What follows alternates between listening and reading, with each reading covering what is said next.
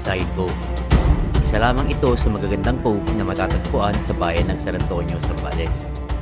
Ngayong araw na ito ay tutungo tayo sa lugar ng Talisayin Cove.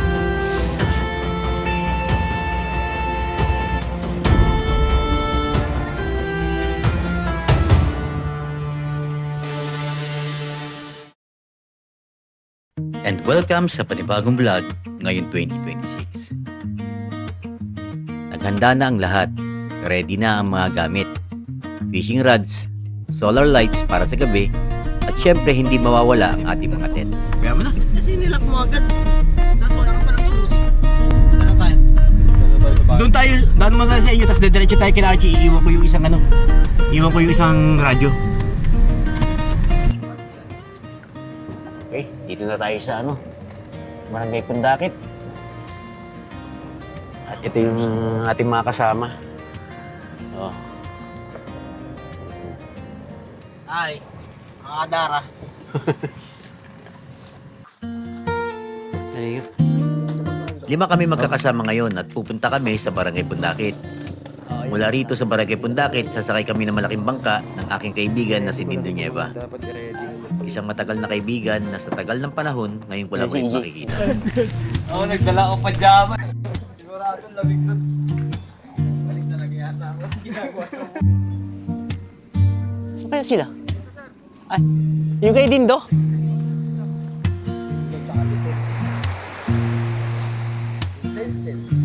Denzel.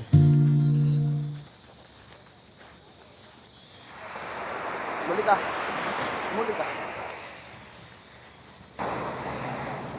Okay na? Lagyan na namin mga gamit. Sige. Tara.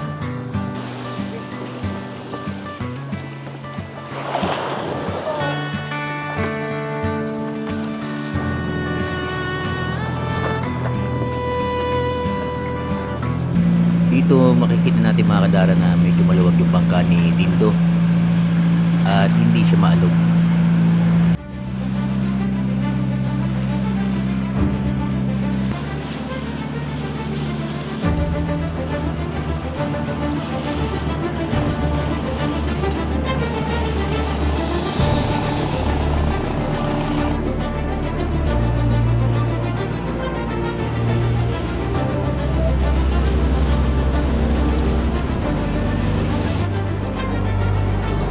Habang papunta kami ng Talisayin, kitang-kita ang ganda ng Zambales Coast. Ang sarap ng simoy ng hangin.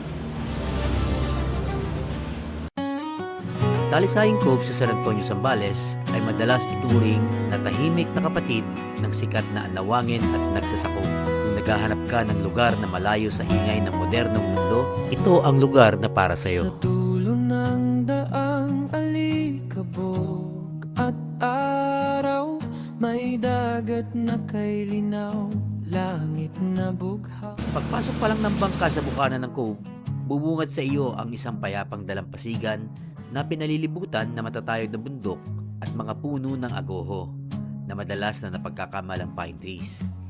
Hindi tulad ng ibang beach na puting-puti ang buhangin, ang Talisayin ay may katangi-tanging timpla ng abo at puti dahil sa abo mula sa pagsabog ng Mount Pinatubo noong 1991. Ang tubig dito ay kulay kristal at asul. Ang simoy ng hangin ay amoy sariwang dagat at puno. Walang signal ng cellphone, walang kuryente, walang ingay ng sasakyan, tanging ang tunog lamang ng mga alon at huni ng ibon ang maririnig.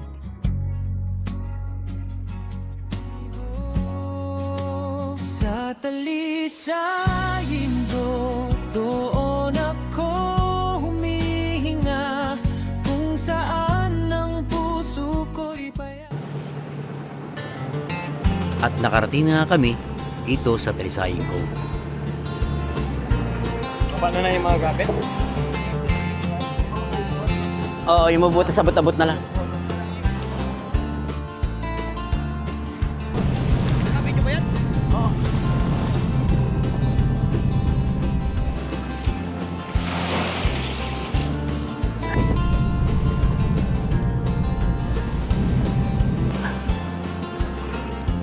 Ano pa dadal?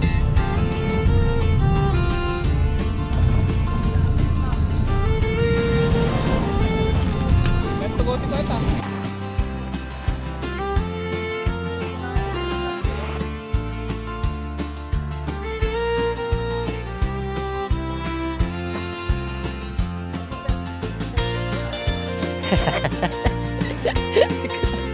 Ba't sila, George? Ah.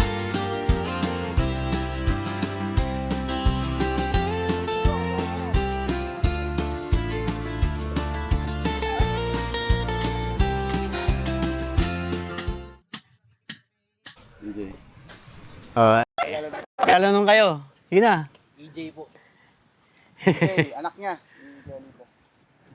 Ito, si Dindo Nieva, isang professional diver, vlogger at negosyante.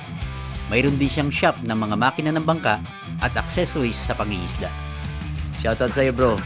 Hindi lang siya isang vlogger, isa rin siya sa nagpapatakbo ng bangka rito na nagdadala ng mga turista sa iba't ibang coast. Maya-maya pa ay naghanda na ang mga kasama natin. Ang iba ay sisisid at mamamana, ang iba naman ay mamimingwit sa tabi ng dagat. Ang grupo naman ni Linyos o ang Matinik TV ay nauna na dito sa Talisayin ng maaga upang mamana ng maaga. Lagi ko pinapanood yung mga ano. Salamat po. Ito naman si Michael Magalo, isa sa mga vlogger dito sa bayan ng San Antonio. Siya naman ang namamahala sa Talisayin Cove campsite na aming tinuluyan ngayong araw na ito. Sa mga gusto magpa-reserve o malaman ang lugar nila, makikita nyo sa screen ang Facebook account at number niya. Wala nga eh. Sayang naman. Punta ka dito, wala eh. Pagbalik namin, hindi kami zero. Papunta pa lang may score na. Isda kung ba yung inilay na. Yung panggagaong. Oh, anti-zero yung kon yun. Anti-zero.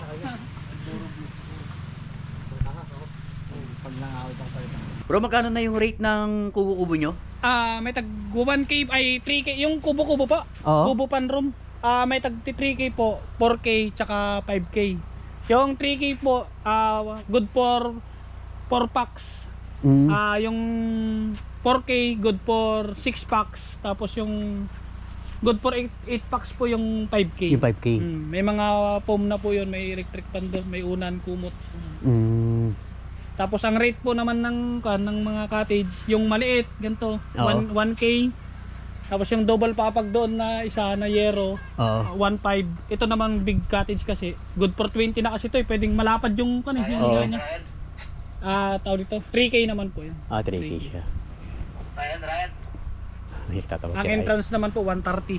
130 entrance. Opo.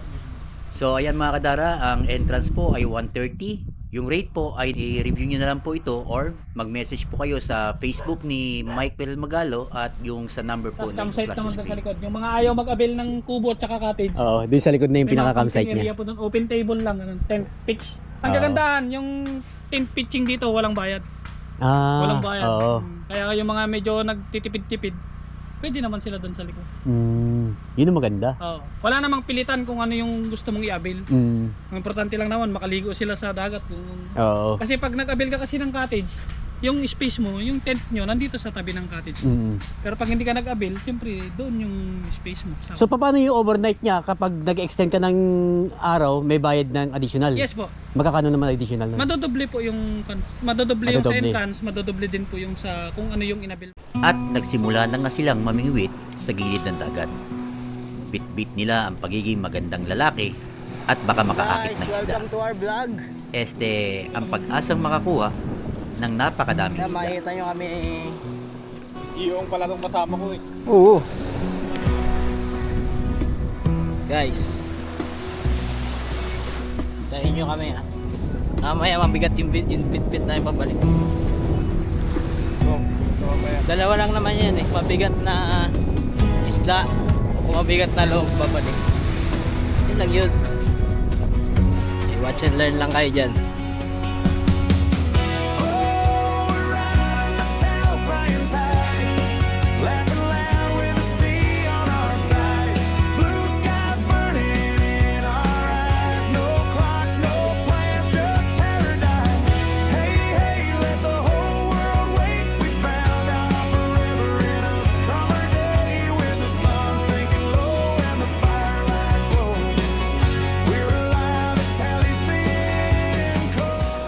Pero teka, tignan nyo sina EJ at Tets, toto forma sa pamimingwit, akala mo may mahuhuling dambuhalang isda. Pero ilang oras na ang lumipas, parang ayaw yata silang pansinin ng mga isda. Mukhang masarap lang ang tambay nila, pero ang huli, wala pa rin. Kaya babawi na lang tayo sa kainan. Susubukan natin magsisid at kukuha ng pang-ulam. Wala namang sinayang na oras si George. Inumpisa na niyang sumisid at mamana ng isda. Tawag sa amin paana mga kadara.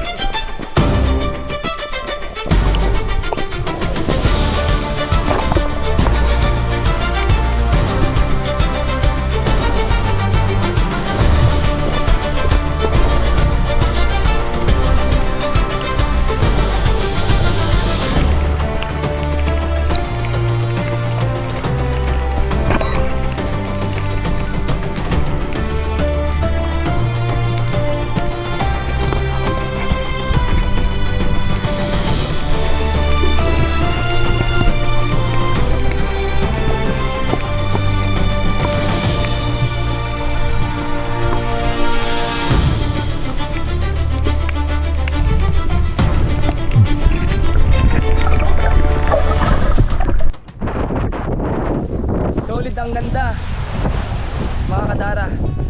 Kung gusto nyo mapunta man daw mga kadara, ano pang ginagawa nyo mga kadara, PM nyo ang ating kaibigan na si Michael Magalo mga kadara, at i-guide kayo at idala kayo sa magandang paraiso mga kadara, sa magandang isla mga kadara. At sa mga gustong sumama sa amin mga kadara, ano pang ginagawa nyo, at tara na, travel na mga kadara. Yan na nga si Kuya Dindo mga kadara. Dumating na ang grupo ni Dindo galing sa pamamana. Grabe ang huli nila. Sariwang lapu-lapu at iba pang isda. Talagang makakatapang isda dito mga kadara. Yun o. Magandang isda o mga kadara. Tawag nilang lapu-lapu.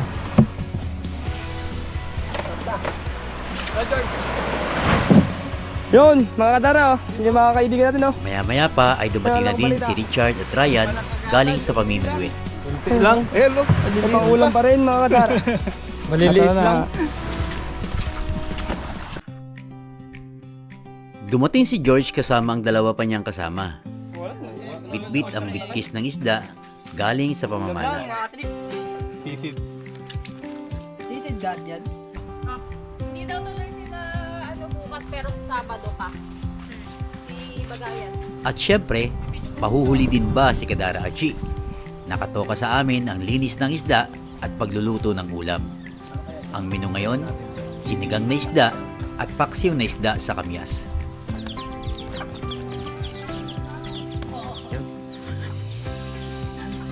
Ano yun, Uncle?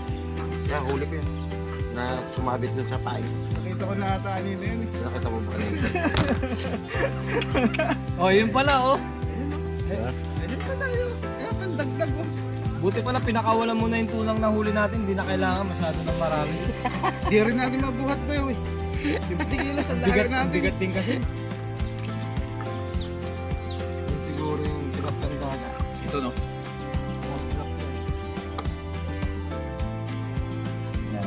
Baki ito, tawagin natin. Balaki yan. Balaki, oo. Napakasarap iprito niyan. Ito masarap iprito. Ito mga tulpot. Masarap yan. Kunyan. Paksiw, Paksiw. sigang, prito. Oo. Pero wag mo ihaw, sayang. Oo. Oh, yun. Tara! Paldo! Ngayon lang yan.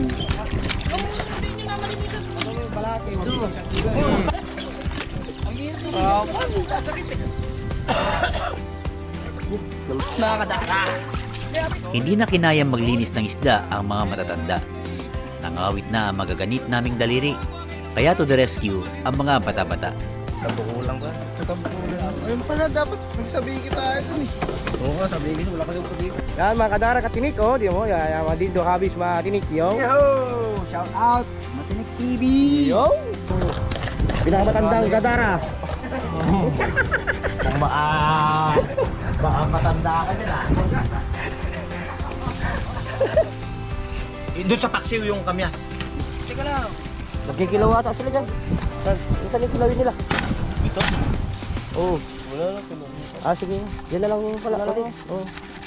Malinis na yan? Kaya. Yan ang sisigang. Ha? Hati-hati mo rin ah. Oh, sigang. Iya, masarap bang sigang yan? Oh, yan yung sinasabi. Okay. Oo, chop mo na.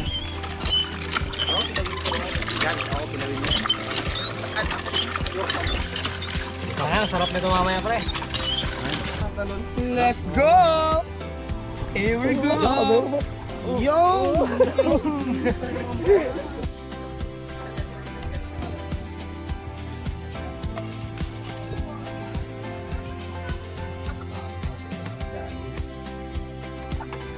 May asin na yan, Uncle. Nilagyan ko lang konti. Pero Lagyan ko na eh.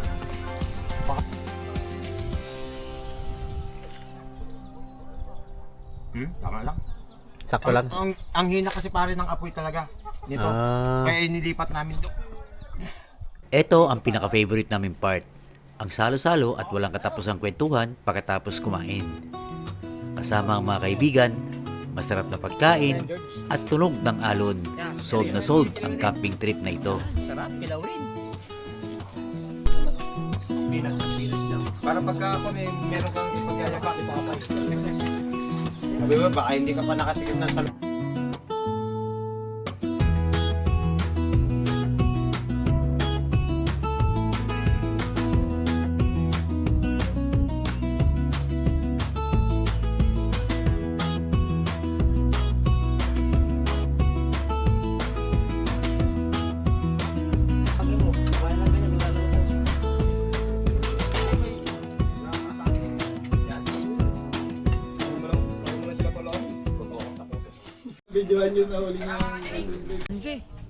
Pagdating ng hapon, back to action na naman sila.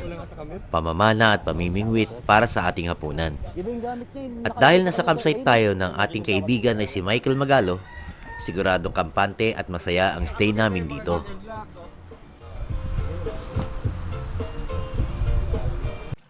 Sumubok ulit ang aking anak at si Tets para sa round 2 ng kanilang pamimingwit. Hindi daw pwedeng uuwi silang luhaan. Sinamahan na sila ni Linus gamit ang bangka niya sa malalim na parte ng dagat para doon mamingwit gamit ang sistema ng baiting weight. Yun, magandang hapon. Palubog na yung araw, mga idol. Yan, at kaming mga tropa natin, hindi pa tayo nakakauli na pang ulam, mga idol. Mga tayo ulamin. Ayan, pasunset na mga idol, oh. Ayan ang sunset sa Talisay na mga idol. Sa tayo mga isda, paggabi na, matutulog na ba kayo? Yun, nakadalo na rin sa wakas mga idol. Yun! Ayan, nahuli ni idol natin. Yan, tato ka rin. Tato yan, yan. May pang-ulam na. Hati-hati na tayo. Ang grouper mga idol.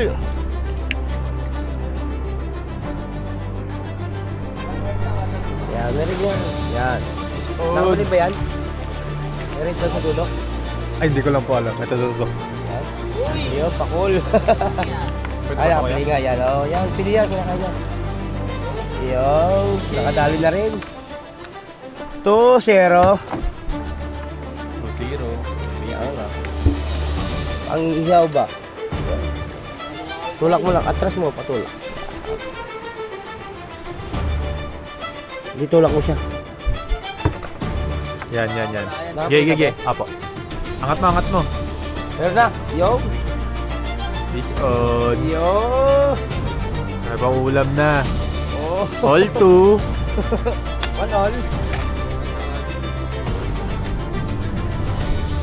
All 2.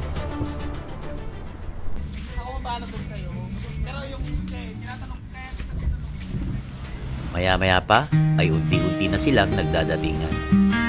Si Dindo ay may bit-bit namang isda na kanyang nahuli galing sa pamamana. Maya-maya pa ay dumating naman sila Linus, EJ at Tets. Maraming salamat din sa iyo Linus sa pagsama sa aking anak at kay Tets para sa experience na to. Sa pagkakataong ito ay hindi na kami nakapag-video pa dahil pagod na din ang buong team sa mga kaganapan sa buong maghapon. Pagkatapos kumain ng hapunan, kwentuhan, isa-isa na din natulog ang buong grupo.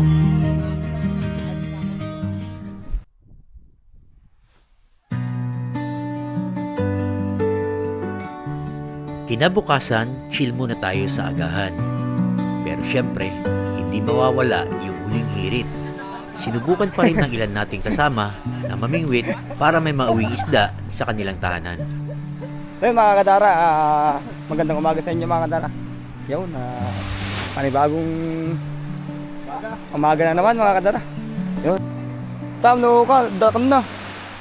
Ag pangungda. Ay ag sungay kan sarasara da.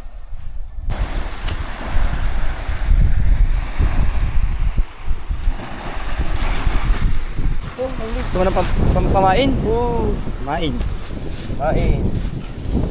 Gusto yan ng isda? Oo, gusto ng isda to.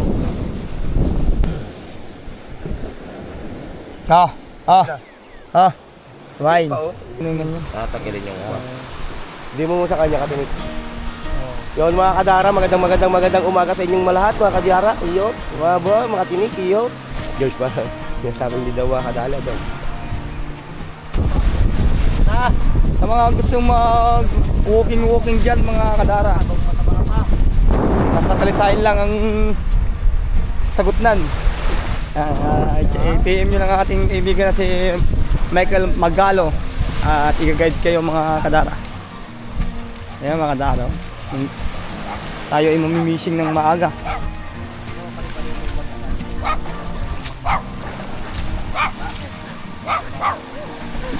Where the ocean calls my name, through the storm and through the rain, casting nets and chasing dreams. Life is more than what it seems. With every line I throw out far, underneath the rising star, I find my peace, I find my flame. Where the ocean calls my name. At dito na nagtatapos ang ating munting adventure. Bit-bit namin ng magagandang alaala at masasayang kwento. Maraming salamat kina Dindo's Hobbies, Matinik TV at Michael Magalo sa mainit na pagtanggap. Hanggang sa susunod na adventure, don't forget to like and subscribe. Provides what's good and true.